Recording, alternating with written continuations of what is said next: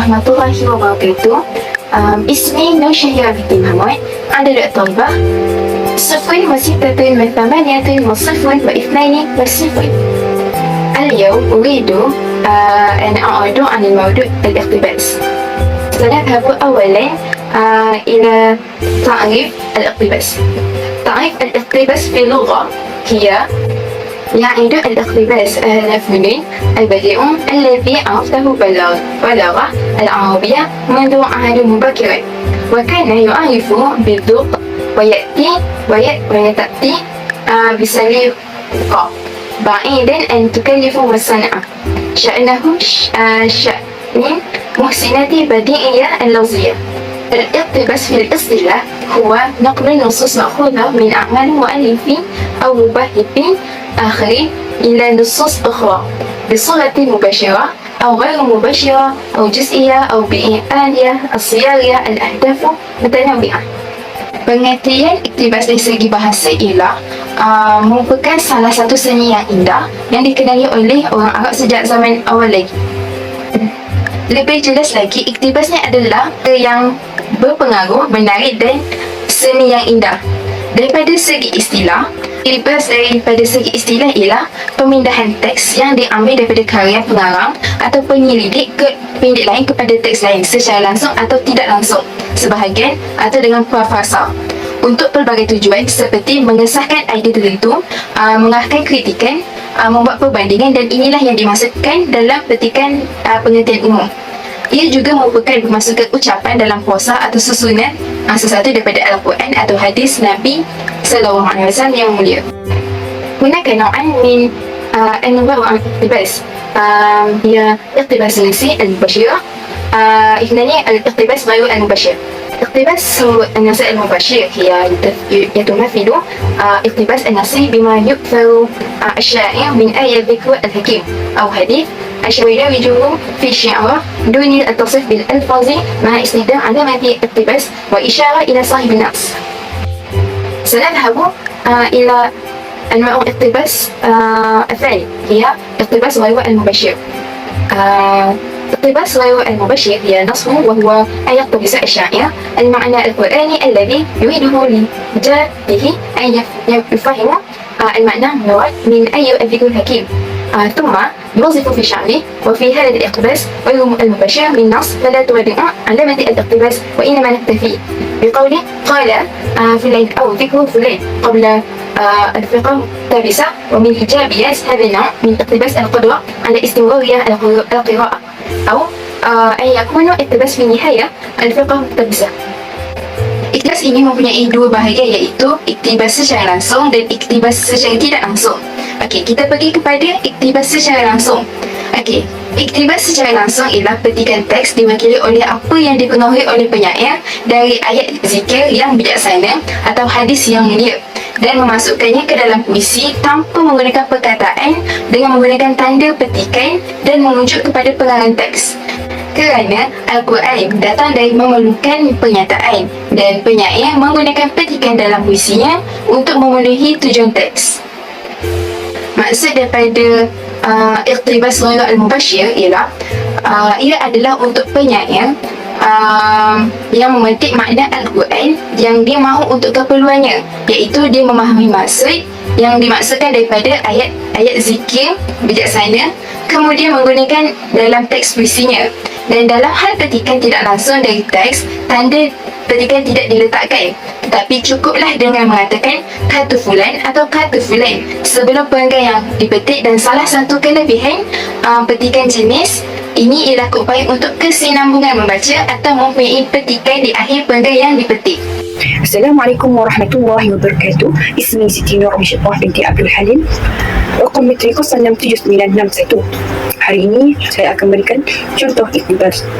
مثل الاقتباس لا تعد الناس بأوطانهم قل ما يرى غريب ممكن أذن ما شئت عش بينه قالق الناس بقالق الحسن. Yang bermaksud, janganlah engkau memusuhi orang-orang yang berada di negeri sendiri sedikit sekali mengembara di suatu negeri mendapat perlakuan baik baik. Bila engkau menginginkan hidup damai tentram di tengah-tengah mereka, maka berakhlaklah terhadap manusia dengan budi pekerti yang luhur. Fi mislu a'lahu nada'u tabiran fi qasidatin 'indahu mulahizatuhu laysa min ta'lif الشعر نفسه بل بأحرى أخذه جزءا من حديث النبي محمد صلى الله عليه وسلم دون الإجران أي تغييرة. التعبير هو تعبير مأخوذ من حديث نبي شرف الذي نصه. Pada contoh di atas ada dikemukakan dalam syair sebuah ungkapan yang bila diamati bukanlah kubahan penyair itu sendiri, melainkan ataupun kecuali penyair mengambil sebahagian dari hadis Nabi SAW dengan tidak mengadakan perubahan sedikit pun. Ungkapan tersebut adalah ungkapan tersebut daripada yang diambil dari hadis Nabi SAW yang berbunyi wa khaliqun nas bi khaliqul hasan ittaqullah haitsuma kutiba wattaba'u sayyiati tamhuma khaliqun nas bi khaliqul hasan, yang bermaksud bertakwalah kamu kepada Allah di mana sahaja kamu berada, serta ikutilah perbuatan yang baik dengan kebaikan. Nescaya kebaikan itu akan menghapuskan keburukan, serta berakhlaklah kamu kepada sesama manusia dengan akhlak yang baik. بعد ذلك قد نفود كلف حبا قبل أن يبيض فإنما الدنيا جدوى يريد أن ينقضى, yang bermaksud gunalah kesempatan selagi rambutmu yang hitam belum putih, kerana sesungguhnya dunia ibarat dinding rumah yang hampir rubuh. Yang disebut tu diambil daripada surah Al-Kahfi ayat 27 yang bermaksud maka kedua-duanya berjalan sehingga tak kala kedua-duanya sampai kepada penduduk satu negeri. Mereka berdua meminta jamu kepada penduduknya, tetapi mereka penduduk negeri itu tidak mahu menjamu mereka. Kemudian kedua-duanya mendapati dinding rumah yang hampir roboh, lalu dia menegakkannya. Musa berkata, jika engkau mahu, nescaya engkau dapat meminta imbalan ataupun upahan untuk itu. Awalan yu'tina fikrah ijabiyah.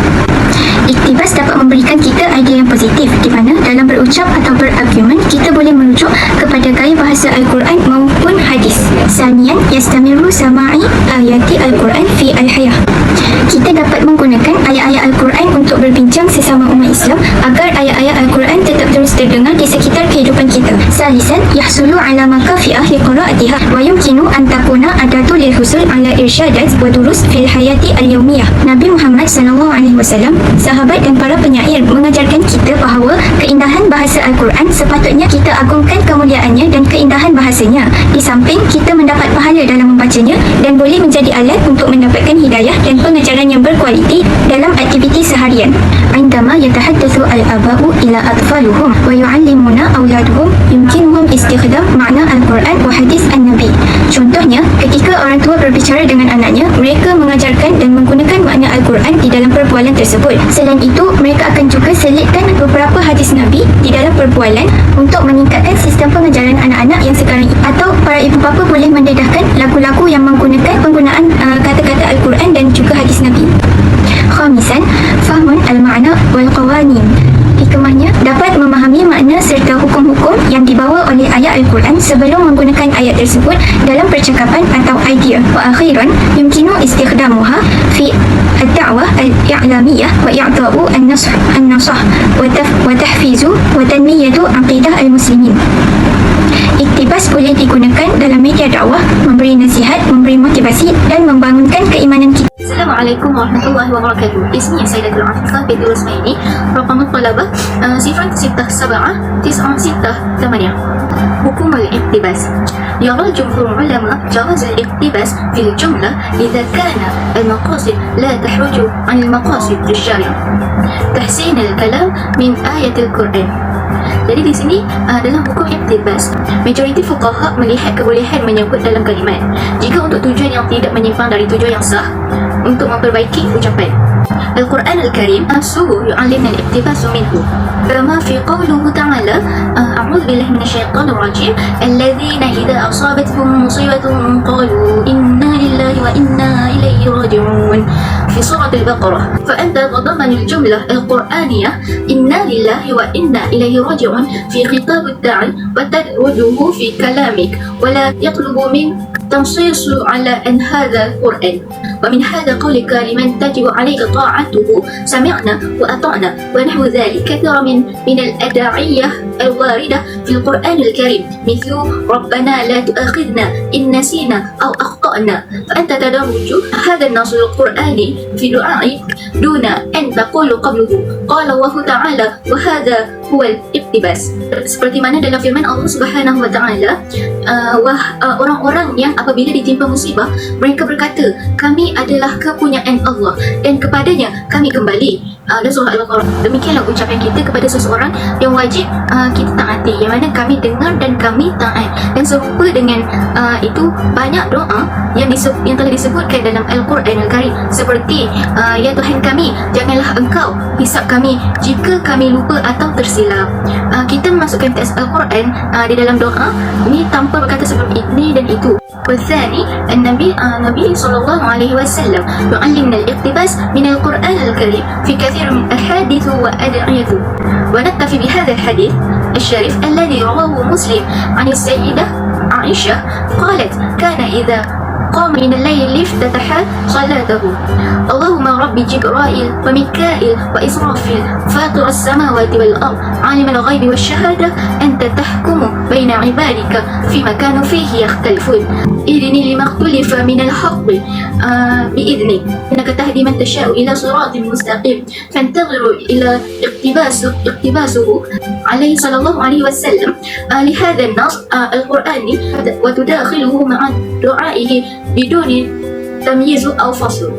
Yang kedua, Nabi Muhammad SAW juga mengajar kita untuk memetik daripada Al-Quran dalam banyak hadis dan doa-doa baginda SAW. Yang mana daripada petikan tadi, dan cukuplah kita dengan hadis yang mulia ini yang diriwayatkan oleh Muslim dari Sayyidatina Aisyah yang berkata apabila dia bangun pada waktu malam hari dia akan membaca doanya, iaitu wahai Tuhan Jibril, Mikail dan Israfil pencipta langit dan bumi yang mengetahui yang ghaib dan yang nyata, engkau yang memutuskan antara hamba-hambamu tentang apa yang mereka perselisihkan.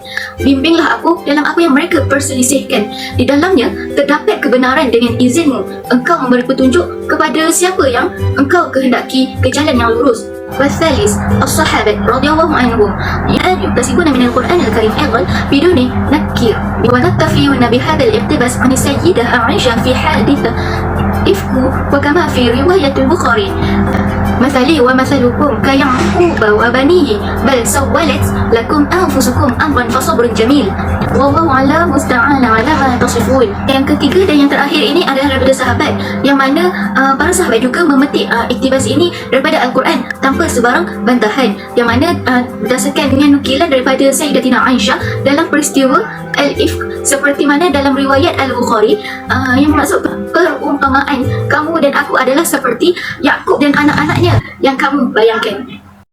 خاتمة الاقتباس هو أحد أشكال جمال النطق في النص، وتولى اللغة العربية والأدب اهتماما كبيرا لجمال النص، لكن جمال النص مأخوذ من نص القرآن الذي يجب أن يطيع الشريعة. الاقتباسات بالنص القرآن والسنة ليست محرمة ومحرومة إطلاقا، وهي جائزة، ولكن يجب أخذها بالحذر. يجب على الراغبين في استخدام الاقتباسات أن يعرفوا شرعا أو صواب والخطأ حتى لا يخطئوا في تطبيق القرآن.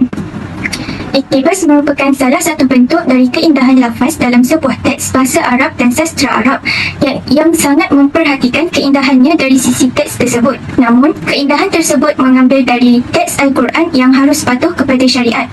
Iktibas dengan teks Al-Quran dan Sunnah tidak dilarang dan diharamkan secara mutlak. Hal tersebut dibolehkan, namun para pengguna haruslah berhati-hati. Wajib bagi mereka yang ingin menggunakan iktibas untuk mengetahui hukum-hukum yang betul dan salah agar tidak berlaku kesalahan dalam mengaplikasikan Al-Quran.